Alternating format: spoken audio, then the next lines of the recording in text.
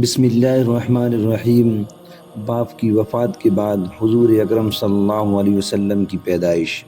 حضرت عبداللہ رضی اللہ عنہ کی وفات کے بعد حضرت آمنہ رضی اللہ عنہ پر ایسا صدمہ لگا کہ وہ اکثر خاموش رہتی تھیں، کسی سے بھی بات نہیں کرتی تھیں، بہت خاموش اور گمسم سی رہتی تھیں۔ انہوں نے خود کے لیے جینا ہی چھوڑ دیا تھا۔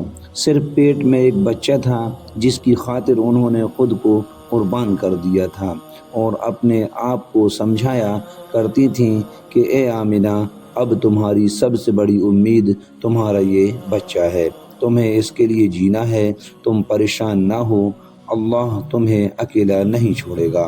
شوہر کو یاد کر کر کے حضرت آمنہ بہت رویا کرتی تھیں۔ وقت گزرتا گیا، دن ہفتے بن گئے اور ہفتے مہینے بن گئے۔ حضور اکرم صلی اللہ علیہ وسلم اپنی ماں کے پیٹ میں 9 مہینے کی مدت پوری کر رہے تھے۔ حضرت آمنہ فرماتی ہیں کہ جب میرا بچہ میرے پیٹ میں تھا تو میں بڑی عجیب چیزیں دیکھا کرتی تھیں۔ اگر میں گھر سے باہر نکلتی تو بادل کا ایک سایہ میرے اوپر آ جاتا اور مجھے دھوپ نہ لگتی۔ اگر میں پانی بھرنے کے لیے زمزم کے کنویں کی طرف جاتی تو راستے میں جتنے پیڑ ہوتے ان کی ٹہنیاں میرے سامنے جھک جاتی جیسے مجھے سلام کر رہی ہوں۔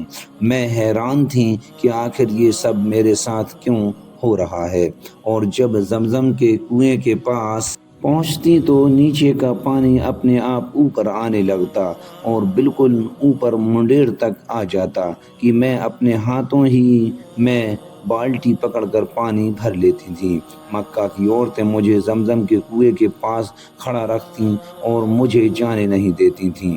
وہ کہتی تھیں کہ اے آمنہ، تم تھوڑی دیر اور کھڑی رہو، ورنہ تمہارے جانے سے یہ پانی ابھی نیچے چلا جائے گا اور پھر ہمیں بھرنے میں بہت تکلیف ہوگی۔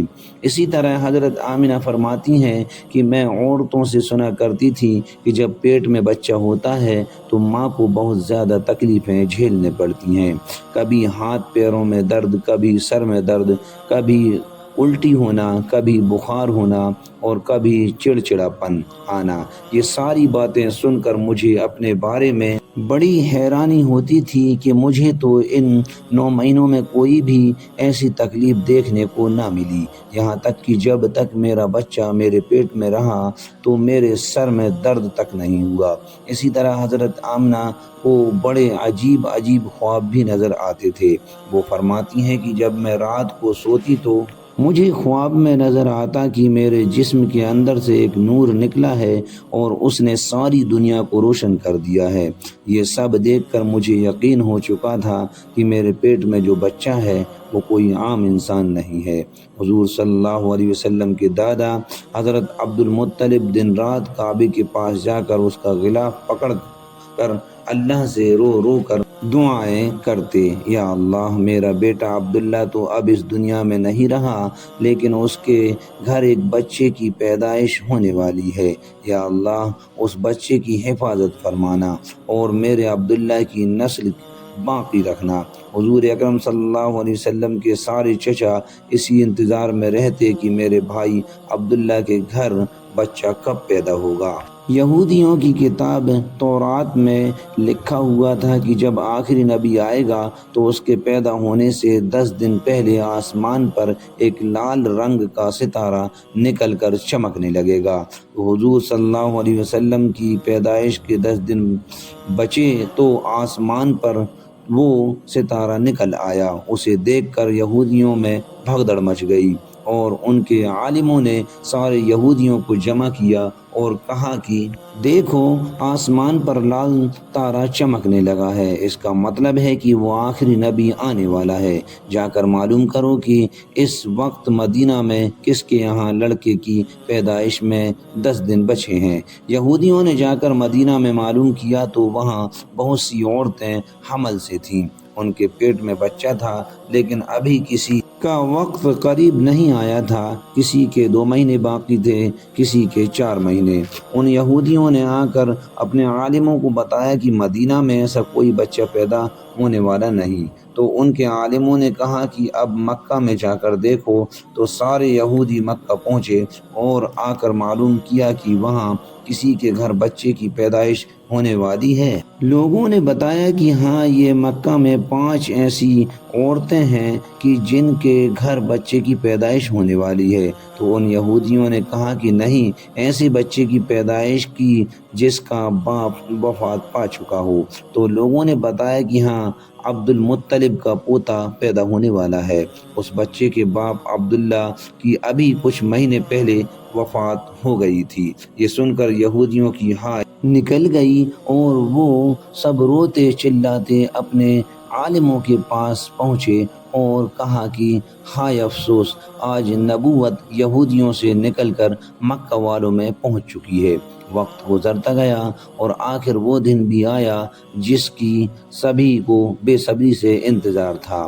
وہ دن بھی آیا کہ جس کا انتظار آسمان و زمین، چرند پرند اور ہر مخلوق کر رہی تھی۔ آج اس بچے کی پیدائش ہوئی جس کی وجہ سے اس دنیا کو بنایا گیا تھا، کہ اگر وہ نہ ہوتا تو شاید کچھ بھی نہ ہوتا۔ آج اس بچے کی پیدائش ہوئی کہ جس کے لیے چاند کے 2 ٹکڑے کر دیے گئے۔ اس بچے کی پیدائش ہوئی کہ جس کی خاطر سورج کو اپنی جگہ پر روک دیا گیا اور اللہ نے حکم دے دیا کہ اے سورج ابھی مت ڈوبنا، کیونکہ میرے حبیب محمد صلی اللہ علیہ وسلم نے ابھی عصر کی نماز نہیں پڑھی ہے۔ آج اس بچے کی پیدائش ہوئی جس کے پاس ساری زندگی میں جبرائیل علیہ السلام 26,000 بار آئے۔ رات کا وقت ہو چکا تھا۔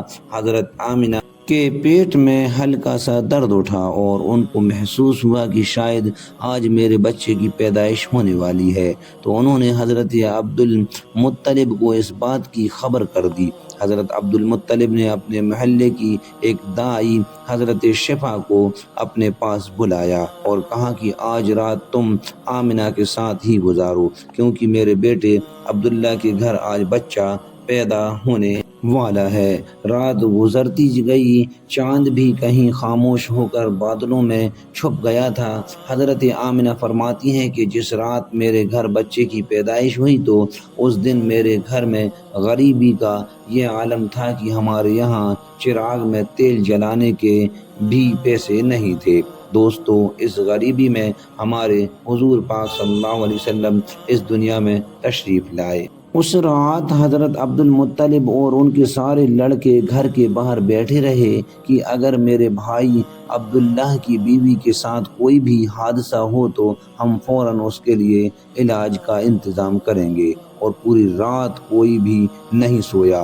رات ڈھلتی جا رہی تھی، چاند بھی خاموش ہو کر ڈوب چکا تھا، ہر طرف اندھیرا ہی اندھیرا تھا، گھر کے اندر بھی اندھیرا، باہر بھی اندھیرا۔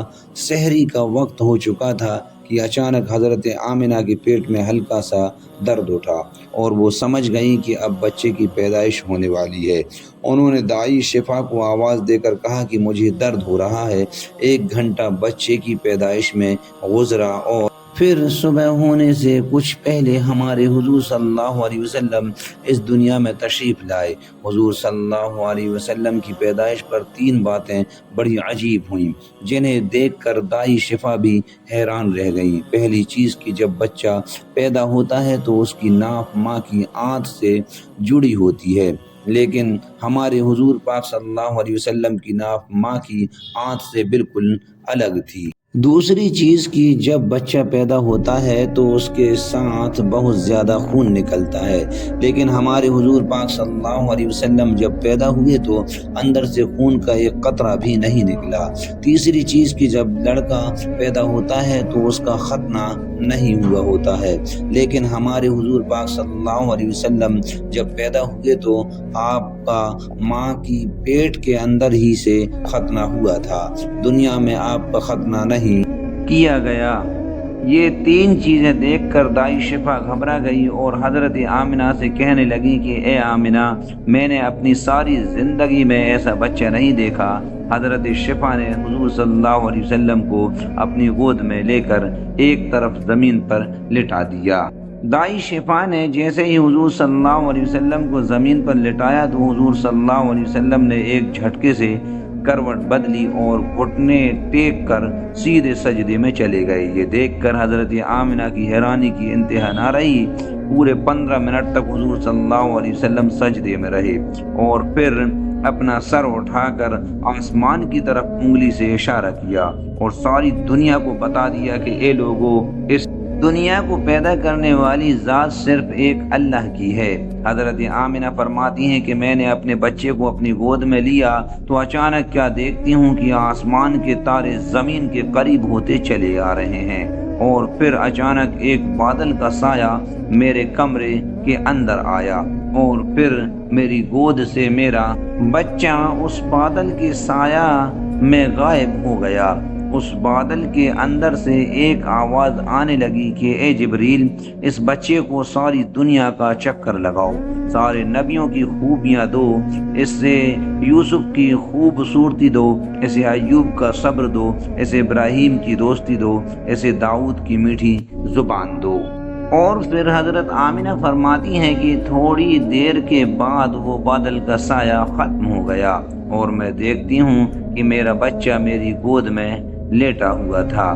صبح ہونے والی تھی۔ دائی شفا نے باہر نکل کر حضور صلی اللہ علیہ وسلم کے دادا حضرت عبد المطلب کو خوشخبری سنائی اور کہا کہ اے عبد المطلب، تجھے پوتا مبارک ہو۔ یہ سن کر رات بھر کے جاگے عبد المطلب کی ساری تھکن جیسے ایک پل میں ختم ہو گئی ہو اور وہ اتنا زیادہ خوش ہوئے کہ ان کی آنکھوں سے آنسو بہنے لگے اور دائی شفا سے کہا کہ جلدی سے مجھے میرا پوتا لا کر دو۔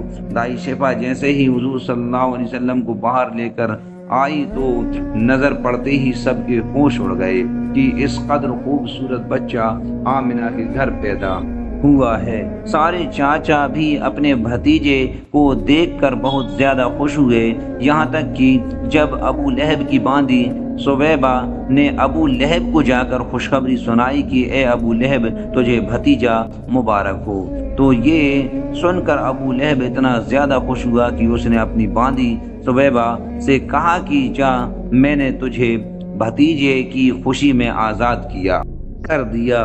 حضرت عبد المطلب بہت بوڑھے ہو چکے تھے لیکن پھر بھی مارے خوشی کے اپنے پوتے کو گود میں لیے کعبہ کی طرف دوڑتے جا رہے تھے۔ سارے مکہ والے بھی خوشی سے نعرہ لگاتے ہوئے حضرت عبد المطلب کے پیچھے چل رہے تھے۔ کعبے کے پاس پہنچ کر عبد المطلب نے اللہ سے دعا مانگی کہ اے اللہ، میرے پوتے کو سلامت رکھنا اور اسے زندگی میں بہت بڑا انسان بنانا۔ شاید عبد المطلب کو پتہ ہی نہیں تھا کہ ان کا پوتا وہ انسان ہے کہ جس کی خاطر اس دنیا کو بنایا گیا ہے۔ ان کا پوتا اتنا بڑا انسان ہے کہ اللہ نے معراج کے موقع پر اسے زمین سے اٹھا کر 7ویں آسمان پر اپنے سامنے بٹھایا اور اس سے باتیں کی۔ ان کا پوتا تو وہ انسان ہے کہ جسے مایوس دیکھ کر اور اس کی آنکھوں میں آنسو دیکھ کر آسمانوں پر تہلکا مچ جاتا تھا۔ حضرت عبد المطلب نے کعبے کا غلاف پکڑ کر اپنے پوتے کے لیے دعائیں مانگی اور پھر انہوں نے اپنے پوتے کا نام محمد رکھا۔ محمد کا مطلب ہوتا ہے کہ جس انسان کی بہت زیادہ تعریف کی جائے۔ یہ نام سن کر مکہ والے کہنے لگے کہ اے عبد المطلب، یہ کیسا عجیب سا نام تم نے اپنے پوتے کا رکھ دیا ہے، ہم نے تو آج تک ایسا نام نہیں سنا۔ تو حضرت عبد المطلب نے جواب دیا کہ اے مکہ والو، تمہیں کیا پتا کہ میرے اس بچے کی ایک دن کیسی شان ہوگی، لوگ اس کے پیچھے چلیں گے۔ ایک بار حضور صلی اللہ علیہ وسلم مدینہ میں اپنے صحابہ اکرام رضی اللہ عنہ کے ساتھ بیٹھے ہوئے تھے تو حضور صلی اللہ علیہ وسلم کے چچا حضرت عباس نے فرمایا کہ اے اللہ کے رسول، مجھے بچپن ہی میں معلوم ہو گیا تھا کہ آپ بڑے ہو کر کوئی بہت بڑے انسان بنو گے۔ حضور صلی اللہ علیہ وسلم نے پوچھا کہ اے چچا جان، آپ کو کیسے پتہ چلا؟ تو حضرت عباس رضی اللہ عنہ نے فرمایا کہ اے اللہ کے رسول صلی اللہ علیہ وسلم، جب آپ 2 مہینے کے تھے تو ایک رات میں نے آپ کو دیکھا کہ آپ چارپائی پر اکیلے لیٹے رو رہے تھے۔ میں نے آپ کو چپ کرانے کی کوشش کی، لیکن آپ نے میری طرف نہیں دیکھا بلکہ اچانک آسمان کی طرف دیکھ کر مسکرانے لگے۔ میں حیران رہ گیا اور پھر میں نے بھی آسمان کی طرف دیکھا تو میری نظریں پھٹی کی پھٹی رہ گئیں۔ میں نے دیکھا کہ چاند آپ کی انگلی کے اشارے پر ناچ رہا ہے، آپ جدھر انگلی لے جاتے چاند ادھر دوڑتا ہے۔ یہ منظر دیکھ کر میں سمجھ گیا کہ آپ کوئی عام انسان نہیں ہے۔ حضور صلی اللہ علیہ وسلم نے فرمایا کہ ہاں میرے چچا جان، آپ صحیح فرما رہے ہیں کہ بچپن میں چاند مجھے کہانیاں سناتا تھا، میرے ساتھ کھیلتا تھا اور مجھے رونے نہیں دیتا تھا۔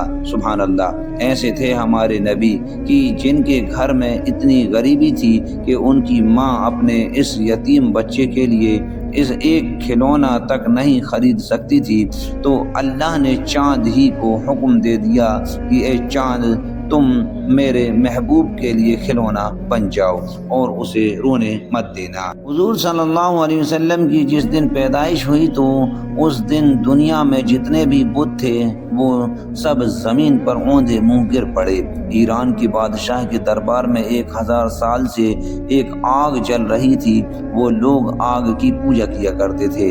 حضور صلی اللہ علیہ وسلم کی جس وقت پیدائش ہوئی تو ایک دم وہ آگ بجھ گئی اور اس بادشاہ نے اپنے محل میں اپنی شکل کی 14 لاٹیں بنوا رکھی تھی۔ حضور صلی اللہ علیہ وسلم کی پیدائش پر وہ ساری لاٹیں دھڑام سے زمین پر جا گری۔